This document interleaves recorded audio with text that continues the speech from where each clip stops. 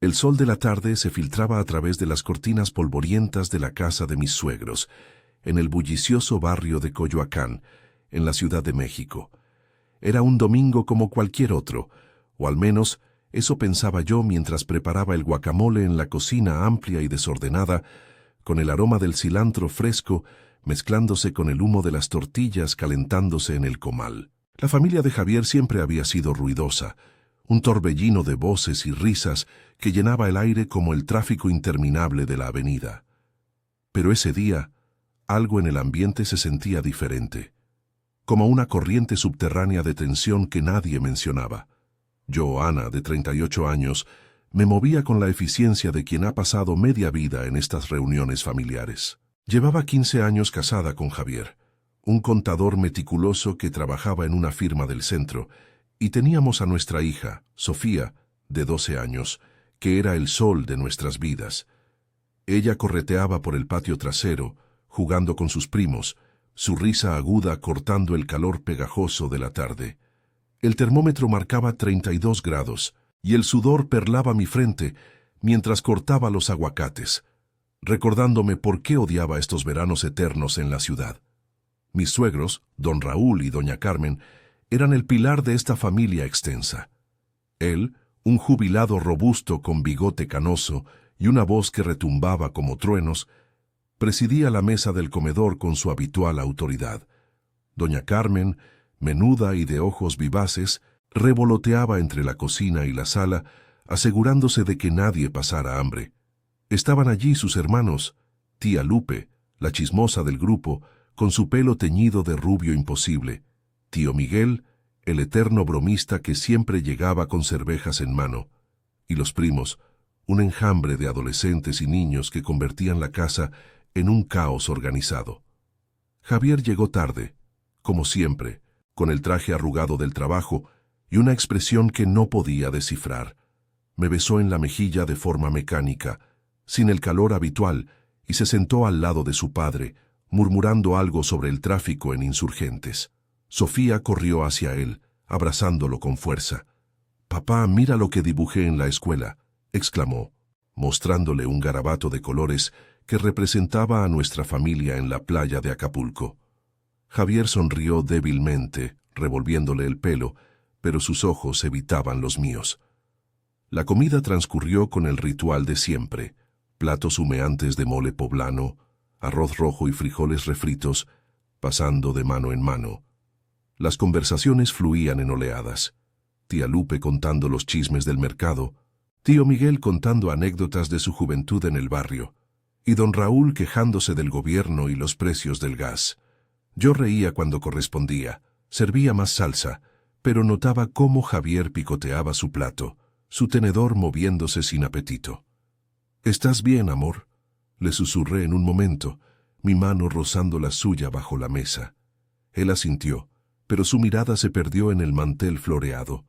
Después del postre, flan casero que doña Carmen preparaba con maestría, nos reunimos en la sala. El ventilador de techo giraba perezosamente, luchando contra la humedad que se colaba por las ventanas abiertas. Los niños jugaban en el piso con bloques de madera, y Sofía se acurrucó a mi lado en el sofá gastado, su cabeza apoyada en mi hombro. Javier se levantó de pronto, carraspeando para llamar la atención. Todos lo miraron expectantes. «Familia», dijo con voz firme, pero temblorosa en los bordes, «tengo algo importante que decir». El silencio cayó como una manta pesada. Don Raúl frunció el ceño. Doña Carmen dejó de abanicarse con un periódico viejo. Javier me miró por primera vez en toda la tarde, y en sus ojos vi un abismo que no reconocía. «Ana y yo hemos estado pasando por un momento difícil, y he decidido que lo mejor es divorciarnos».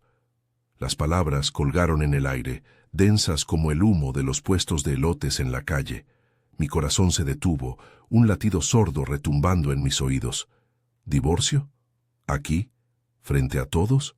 Sentí el calor subir a mis mejillas, una mezcla de incredulidad y humillación que me clavó al sofá. Tía Lupe jadeó, cubriéndose la boca con la mano. Tío Miguel soltó un «no mames» en voz baja, y los primos se miraron con ojos abiertos como platos. «¿Qué estás diciendo, hijo?», intervino don Raúl, su voz grave cortando el murmullo que empezaba a elevarse.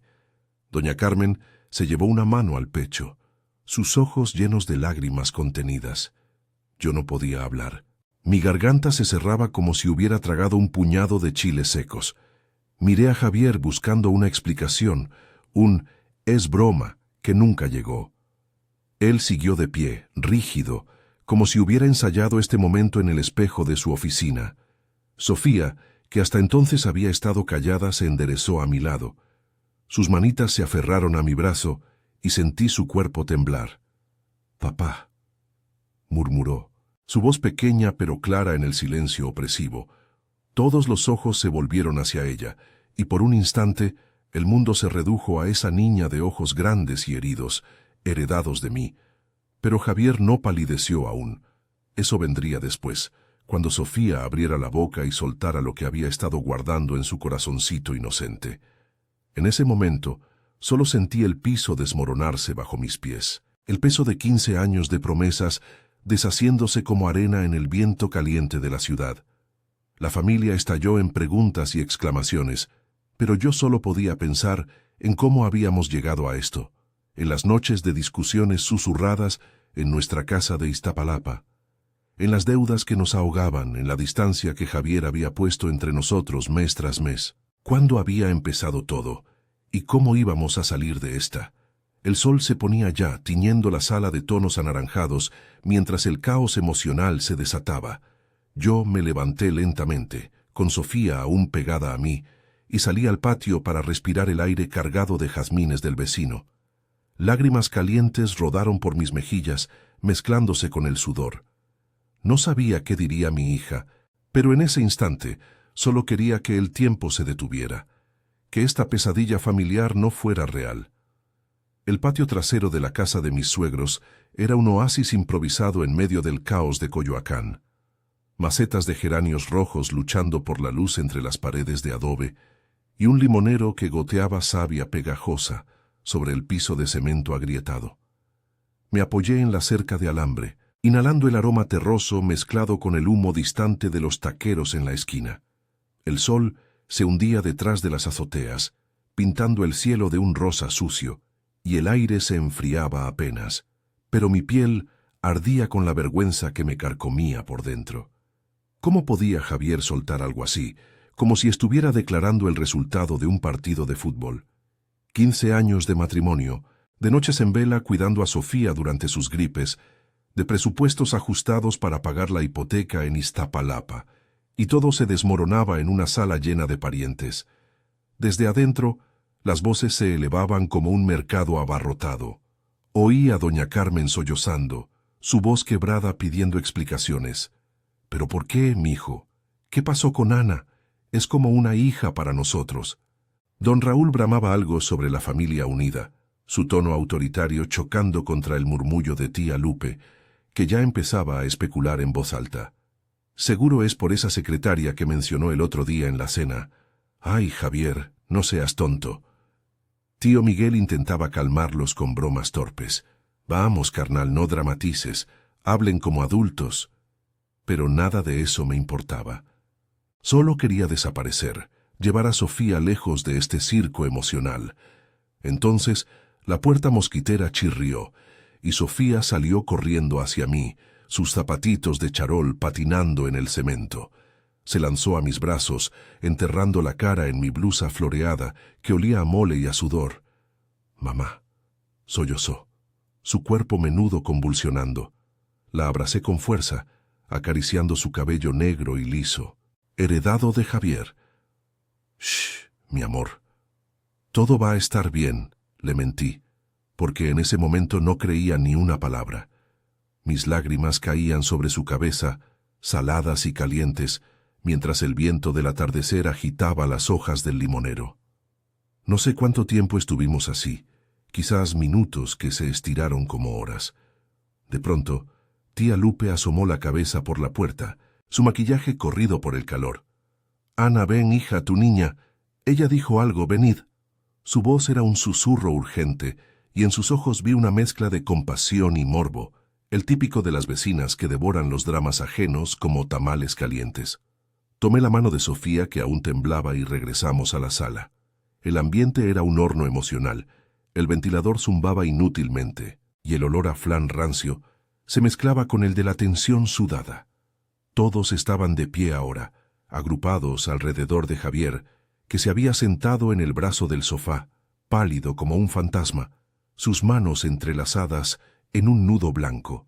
Sofía se soltó de mi mano y se plantó frente a su padre con los puños cerrados a los lados. Sus ojos, grandes y marrones, brillaban con una furia infantil que me partió el alma.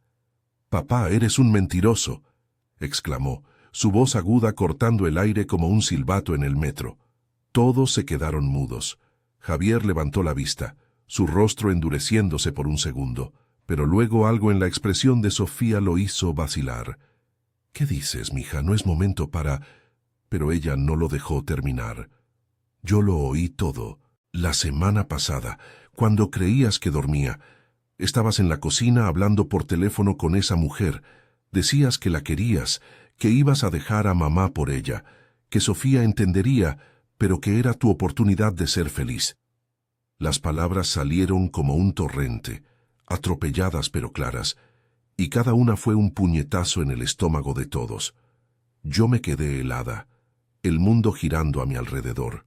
Una mujer, en nuestra cocina, la misma donde preparábamos los desayunos de los domingos. Recordé esa noche. Javier había llegado tarde de una junta, y yo me había acostado temprano, exhausta después de un turno doble en la fábrica de textiles. Sofía, siempre curiosa, debía haber bajado por agua o por miedo a las sombras. Javier palideció de verdad entonces, su piel tornándose gris bajo la luz amarillenta de la lámpara. Abrió la boca, pero no salió nada, solo un jadeo ahogado, como si le hubieran robado el aire. Don Raúl se irguió, su bigote temblando de rabia. «¿Es cierto, hijo?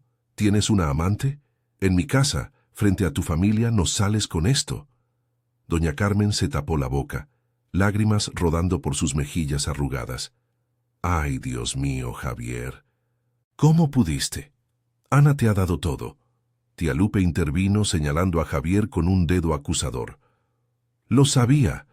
Te vi el mes pasado en el centro, con una tipa en el coche. Parecías un galán de telenovela barata». Tío Miguel, por primera vez serio, puso una mano en el hombro de Javier. «Carnal, si es verdad, explícalo, pero no así, no rompiendo a la niña». Los primos murmuraban entre sí, algunos grabando disimuladamente con sus celulares, porque en esta familia los dramas se compartían como memes en WhatsApp. Yo no podía moverme. El calor de la sala me asfixiaba y sentí náuseas subiendo por mi garganta. Miré a Javier, buscando en sus ojos la verdad que Sofía acababa de escupir. Él evitó mi mirada frotándose las manos como si quisiera borrar el sudor. «Ana, no es lo que piensas. Es complicado. El trabajo, el estrés». Pero sus palabras sonaban huecas, como excusas de un niño pillado robando dulces. Sofía corrió de nuevo a mí, abrazándome las piernas. «Mamá, no lo dejes ganar. Somos nosotras contra él». Su valentía me rompió, y me arrodillé para abrazarla, ignorando las miradas de la familia. En ese momento, el peso de la traición se asentó en mi pecho como una losa. No era solo el divorcio, era la mentira, la doble vida que Javier había tejido a espaldas nuestras. Afuera, el tráfico de Coyoacán rugía, indiferente, y una lluvia fina empezó a caer, picando contra las ventanas como lágrimas del cielo. La noche se cerraba sobre nosotros, pero el verdadero tormenta apenas comenzaba. Sabía que esta revelación cambiaría todo.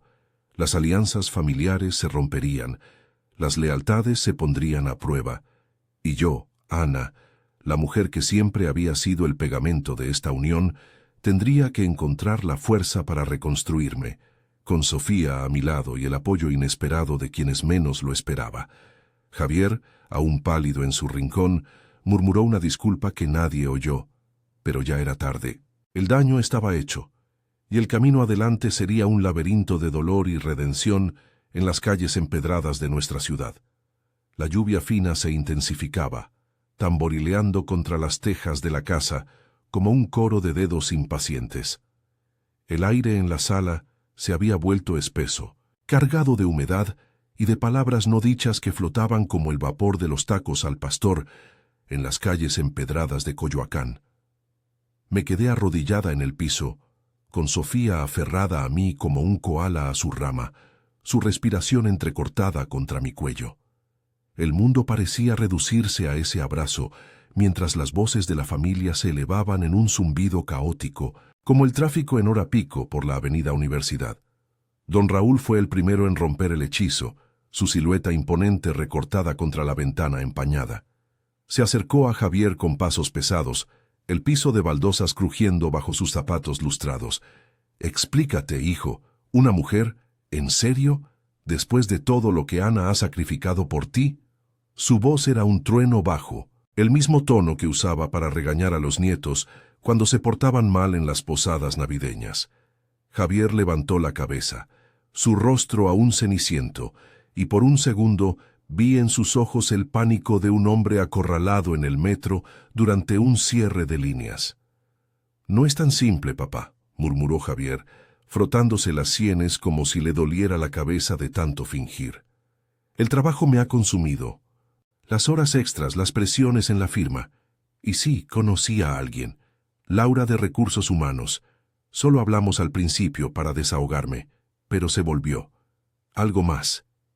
Su confesión salió a tropiezos como si cada palabra le costara un pedazo de dignidad. Miró hacia mí por fin suplicante, pero yo aparté la vista, sintiendo un nudo en el estómago que me recordaba las indigestiones después de comer street food en el tianguis. Doña Carmen, con los ojos hinchados y el delantal arrugado, se acercó a Javier y le dio una cachetada suave pero resonante, el sonido cortando el aire como un claxon en Insurgentes. «Eres un idiota, mijo. Ana te ha dado una familia, una casa en Iztapalapa que pagaron juntos con sudor. ¿Y por una aventura de oficina? Ay, Virgen de Guadalupe, protégeme de este dolor». Lágrimas frescas rodaron por sus mejillas y se volvió hacia mí, extendiendo los brazos. «Ven aquí, hija. No mereces esto». Me levanté con Sofía aún pegada y me dejé envolver por su abrazo maternal, que olía a vainilla y a mole remanente. Por primera vez esa noche, sentí un atisbo de calidez en medio del frío que me calaba los huesos. Tía Lupe no podía quedarse callada. Era como un radio encendido en una vecindad ruidosa. «Te lo dije, Javier. La vi en el coche contigo cerca del Zócalo, pelo largo, uñas pintadas de rojo. Parecías un pendejo de novela». Señaló con dramatismo, su pulsera de cuentas tintineando, y los primos soltaron risitas nerviosas, aunque algunos miraban a Sofía con lástima. Tío Miguel, siempre el pacificador, intervino poniendo una mano en el hombro de don Raúl. «Calma, suegro. Todos cometemos errores. Pero esto, hay que pensarlo, por la niña». Miró a Sofía, que ahora sollozaba quedito contra mi falda, y su expresión se suavizó. «Mija, ven, siéntate. Nadie te va a separar de tu mamá». Sofía negó con la cabeza, aferrándose más fuerte. «No quiero a papá si miente. Él prometió que siempre seríamos felices como en las fotos de Acapulco». Sus palabras, inocentes y afiladas, cayeron como gotas de lluvia helada. Javier se inclinó hacia ella, extendiendo una mano temblorosa. «Sofía, mi amor, no quise lastimarte. Mamá y yo. Solo necesitamos espacio.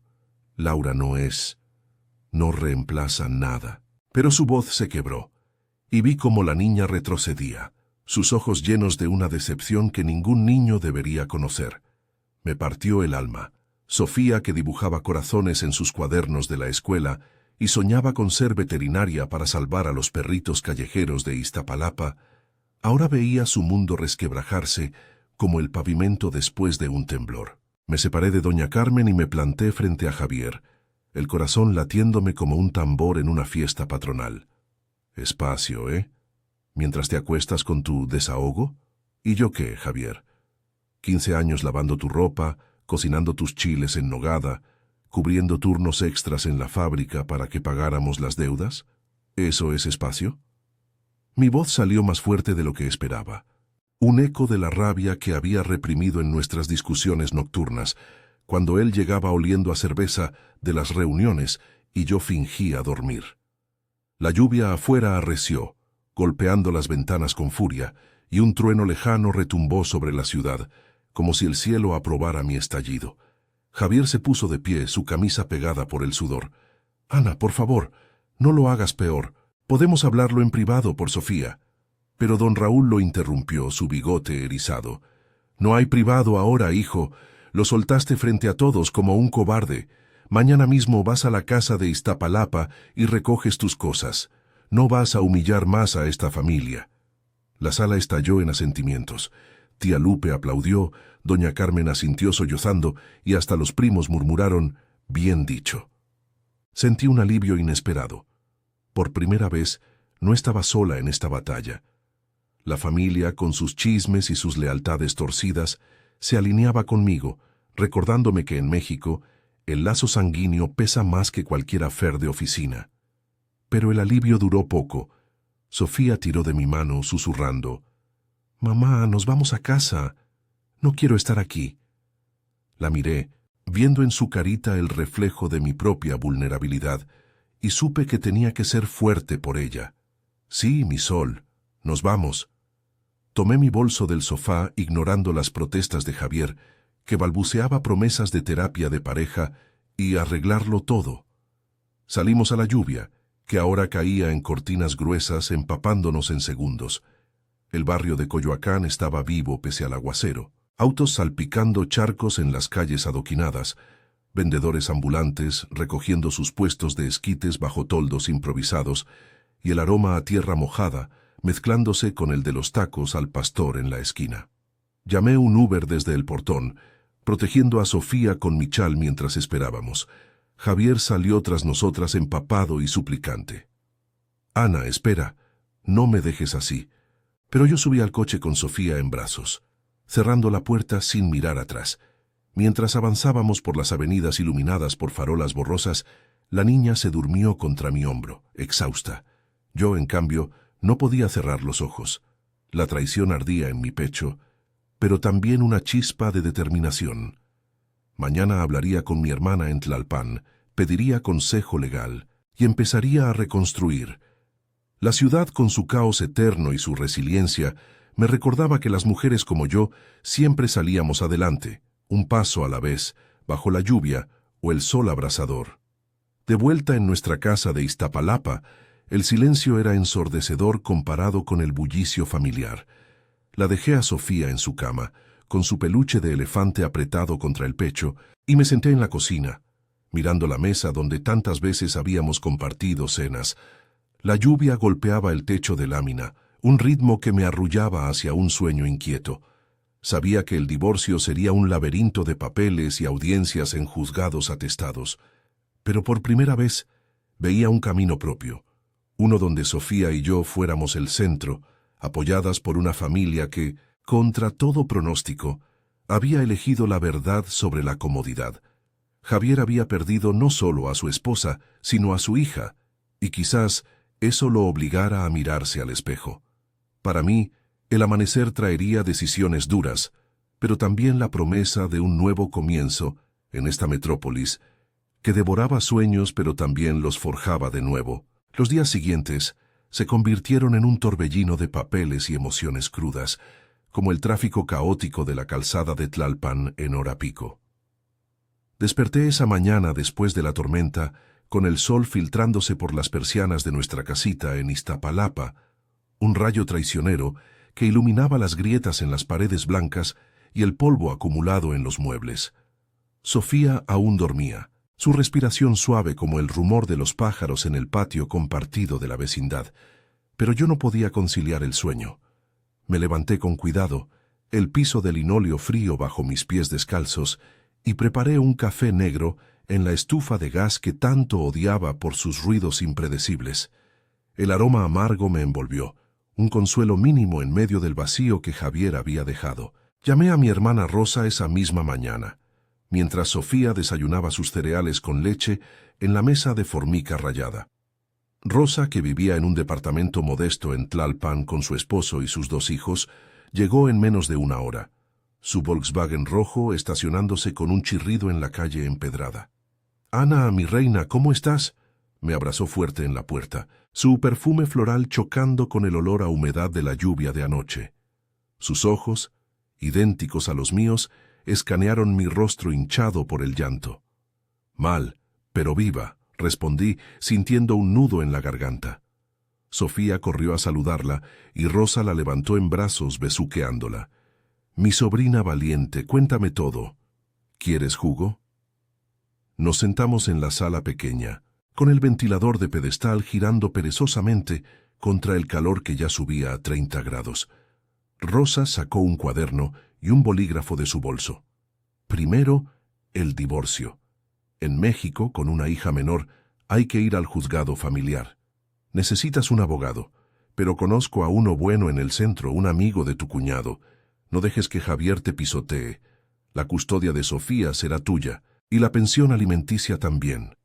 Sus palabras eran prácticas, como las de una mujer que había lidiado con su propia crisis laboral años atrás. Yo asentí, tomando notas en un papel arrugado, mientras Sofía jugaba con bloques en el piso, fingiendo no escuchar. Pero sus orejitas atentas captaban todo, y en un momento levantó la vista. «Tía, ¿papá va a volver o se queda con la mala?». Rosa se rió suavemente, revolviéndole el pelo.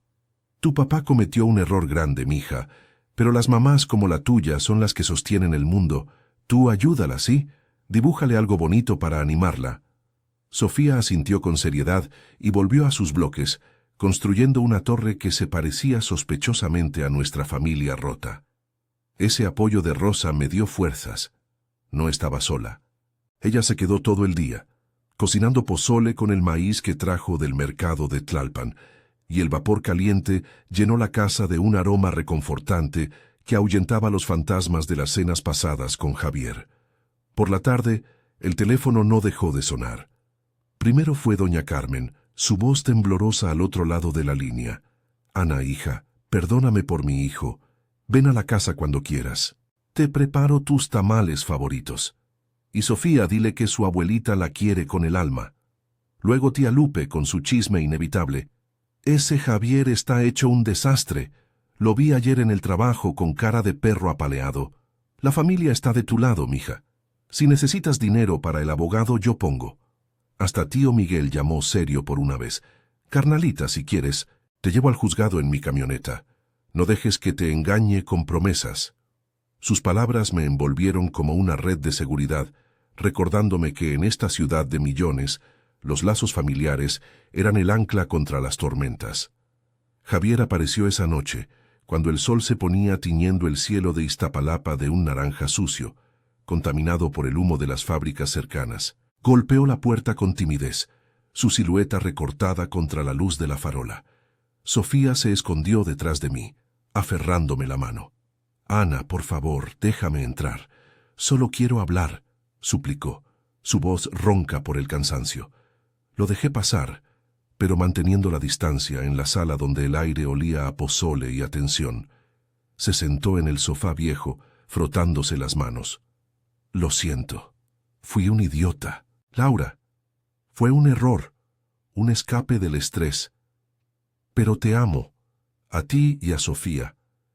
Podemos ir a terapia, empezar de nuevo». Miré sus ojos buscando la sinceridad que una vez vi en nuestras primeras citas en el bosque de Chapultepec, cuando caminábamos de la mano bajo los ahuehuetes, pero ahora solo veía excusas. «Demasiado tarde, Javier. Sofía te oyó, la familia lo sabe. No puedo reconstruir sobre mentiras». Sofía asomó la cabeza, su voz firme. «Papá, si me quieres, ve a terapia solo, y no vuelvas hasta que seas honesto». Sus palabras lo dejaron mudo, pálido otra vez, como en la sala de Coyoacán. Se levantó, derrotado, y murmuró: «Tienes razón, mija, lo intentaré». Salió bajo la brisa cálida de la noche, y cerré la puerta con un clic que sonó a cierre definitivo. Los meses siguientes fueron un camino arduo, pero con obstáculos que superé paso a paso. El abogado, un hombre eficiente con oficina en el Palacio de Justicia de Netzahualcóyotl, presentó la demanda de divorcio por mutuo consentimiento, aunque Javier se resistió al principio por la custodia. Las audiencias en el juzgado fueron un calvario. Salas atestadas de parejas rotas, el juez con voz monótona, dictando sentencias bajo el zumbido de los aires acondicionados defectuosos. Pero el apoyo de la familia fue mi escudo. Doña Carmen cuidaba a Sofía durante las citas, llevándola al parque de Iztapalapa, donde jugaban a las escondidas entre los juegos oxidados. Tía Lupe me conectó con una terapeuta en Coyoacán, sesiones donde lloré por las noches perdidas y reí por los recuerdos buenos, reconstruyendo mi autoestima como quien arma un rompecabezas. Sofía creció en esa tormenta. Su valentía inicial se convirtió en resiliencia. En la escuela, empezó un club de dibujo donde plasmaba nuestras aventuras. Mamá y yo contra el mundo, decía, y sus maestras la elogiaban por su fuerza. Yo encontré un ascenso en la fábrica, turnos que pagaban mejor y me daban orgullo. Caminábamos juntas por las calles de Iztapalapa al atardecer, comprando elotes en la esquina, el vapor caliente subiendo en el aire fresco, hablando de sueños. Ella de ser veterinaria, yo de quizás estudiar algo nuevo en la UNAM. Javier cumplió su promesa, al menos en parte. Asistió a terapia, y las visitas con Sofía fueron supervisadas al principio, pero con el tiempo se volvieron más cálidas. No volvimos, pero encontramos una paz frágil, como el equilibrio de la ciudad que se reconstruye tras cada temblor.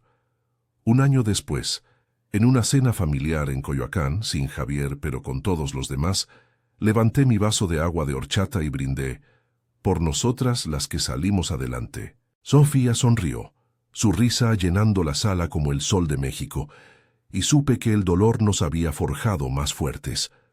La vida en esta metrópolis implacable seguía su curso, con sus lluvias torrenciales y sus amaneceres prometedores, y yo, Ana, había aprendido a navegarla con el corazón abierto, un día a la vez.